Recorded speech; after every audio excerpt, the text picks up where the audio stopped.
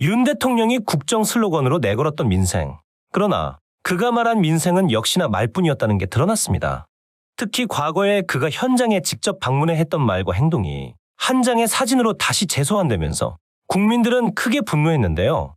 특히 이 사태를 예고했던 이재명 전 대표의 발언도 함께 재조명됐습니다. 직접 현장에 방문까지 했던 윤 대통령. 그 누구의 탓도 할 수 없는 상황이라 그런 걸까요? 이번에는 모습을 감춰버렸습니다. 대한민국을 올바른 방향으로 이끄는 움직임. 영상 시작에 앞서 혹시 괜찮으시다면 구독과 좋아요를 정중히 부탁드리겠습니다. 7월 25일 통계청이 발표하는 산지 쌀값이 20kg 기준 44,879원까지 떨어졌습니다. 열흘 전인 7월 15일에 비해 0.9%가 떨어지면서 45,000원 선이 무너진 것인데요. 80kg 기준으로는 18만 원 밑으로 떨어진 것입니다. 이는 작년 10월 5일 가격이었던 21만 7,552원에 비해 무려 17.5% 하락한 것이며 윤 정부가 약속했던 80kg 기준 20만 원에서도 10% 이상 떨어진 것입니다. 그런데도 정부는 여전히 실효성 있는 대책을 내놓지 않고 있습니다. 이건 국민의 생존에 직결되는 심각한 문제임에도 말입니다. 이 정도면 쌀값 하락을 의도적으로 방치하는 것이 아닌가 하는 의심이 들 정도입니다. 그간 윤 대통령과 정부는 야당의 양곡관리법 개정안에 거세게 반대해왔습니다. 국가 재정에 과도한 부담을 주고 쌀 과잉 생산을 부추길 수 있어 결과적으로 농업 경쟁력을 저해할 수 있다는 주장이었는데요. 쌀은 말 그대로 우리 대한민국 전 국민의 생존 기반이자 식량 자급의 마지막 보루입니다. 여기에 일정한 재정을 투입하는 게 무조건 과하다고만 할 수 있을까요? 지금 정부는 각종 산업의 육성 및 지원을 하면서 대한민국을 산업 경쟁력이 있는 국가로 만들겠다고 합니다. 그런데 먹는 것에 문제가 생기면 사실 산업 경쟁력도 쓸모가 없게 됩니다. 국가의 존속 자체가 불가능해지니까요. 특히 기후위기로 인해 농사짓기는 갈수록 어려워지는데 세계 인구는 계속 증가하는 상황입니다. 이것은 구조적으로도 식량 위기를 초래할 수밖에 없습니다. 여기서 식량 자급률이 40%대에 불과하고 가축이 먹는 사료까지 포함한 곡물 자급률은 20%에도 미치지 못하는 나라가 대한민국입니다. 정부는 농업 경쟁력을 얘기할 때가 아니라 어떻게든 농업 기반을 유지하기 위해 노력해도 모자랄 때라는 것이죠. 그리고 그 농업 기반을 유지하려면 필수작물에 대한 가격 안정이 무엇보다 필요합니다. 그런 점에서 보면 윤 대통령과 정부의 주장은 근시안적이고 기후위기와 같은 시대적 상황을 간과한 것이었습니다. 그런데도 윤 대통령과 정부는 2023년 4월 4일 양곡관리법 개정안에 대해 거부권을 행사했습니다. 최종적으로 야당이 국회 본회의에서 통과시킨 개정안은 당초 안에서만이 후퇴한 내용이었지만 그것조차 거부한 거죠. 더 심각한 것은 지금 정부는 본인들이 제시했던 80kg 기준 쌀값 20만 원 약속을 지키지 못하고 있다는 건데요. 이 약속은 양곡관리법 개정안 거부권 행사에 정당성을 확보하려고 한 것이었습니다.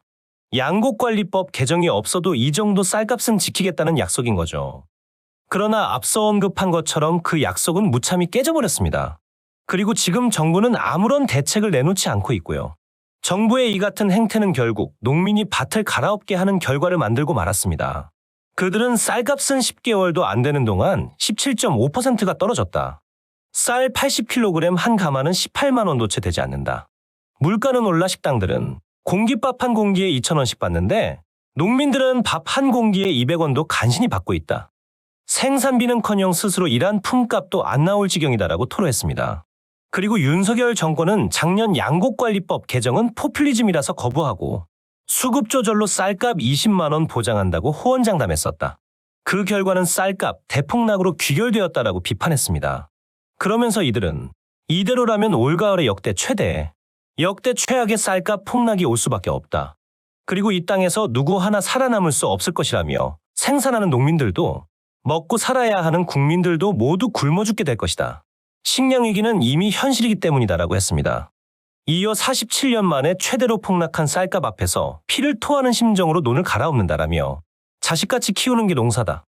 애지중지 키운 벼를 갈아엎으며 우리는 농민을 조롱하는 그 모든 작태에 맞서 한치의 물러섬 없이 싸워나갈 것이라고 했습니다.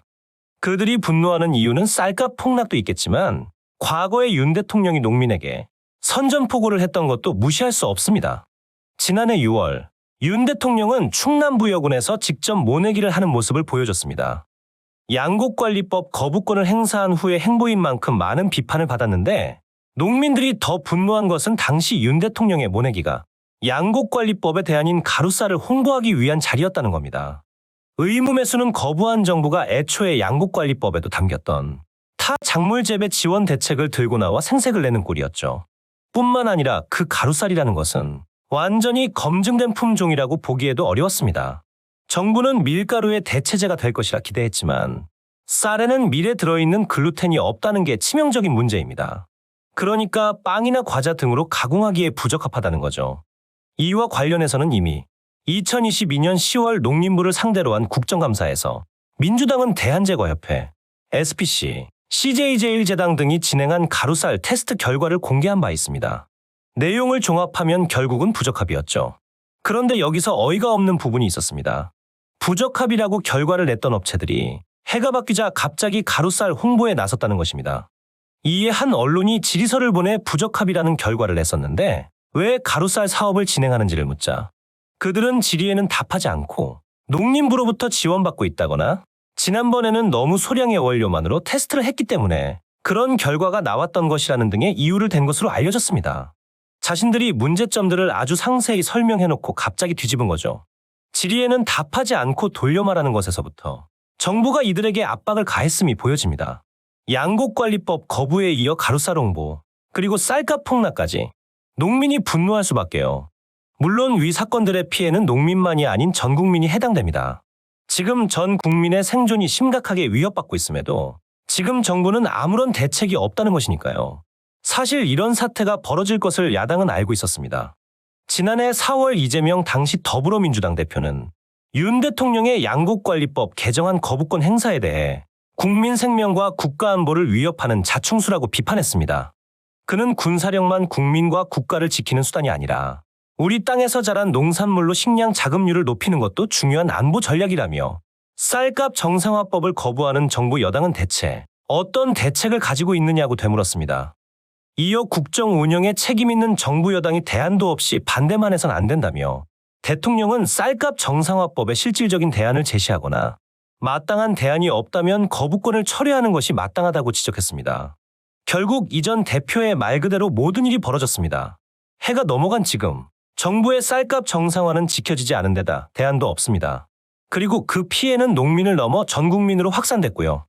윤 대통령은 본인이 약속을 깨버렸으니 직접 찾아가 사과를 해도 모자랄 판입니다. 그런데 지금 그는 뭐라고 있던가요? 항상 똑같은 논리로 거부권을 행사하고 있습니다. 무슨 논리를 가져다 대든 간에 일단 본인이 한 약속이 무참히 깨졌잖아요. 그리고 이를 막을 대안도 없고요. 본인이 직접 모내기 현장까지 찾아갈 때는 언제고 이제는 분노한 민심을 마주하기 두려워 현장과 먼 안전한 곳에서 그저 거부권만 남발하고 있다니 비겁하고 무책임하다는 자각을 하긴 하는 건가요? 지금 민주당의 전국민 25만 원 지원법을 두고 국민의힘에서는 이렇게 말합니다. 반대만 할 게 아니라 대안을 제시해야 한다. 이제 거부할 논리가 바닥났다는 겁니다. 윤 대통령은 상식적으로 생각해 보십시오. 지금 야당이 예고한 대로 모든 문제가 터지고 있습니다. 그리고 정부 여당은 아무런 대책도 없고요. 이런 상황이라면 지지 여론이 어느 쪽으로 쏠리겠습니까? 저번에도 말씀드렸지만 본인 역량에 맞지 않게 국민들로부터 직접 일문일답을 받겠다는 말을 할 시간이 있으면 제발 좀 본인이 친 사고나 먼저 수습하십시오. 오늘 소식은 여기까지입니다. 여러분의 구독과 좋아요는 대한민국을 올바른 방향으로 이끄는 큰 원동력이 됩니다. 지금까지 정치대장이었습니다. 시청해주셔서 감사합니다.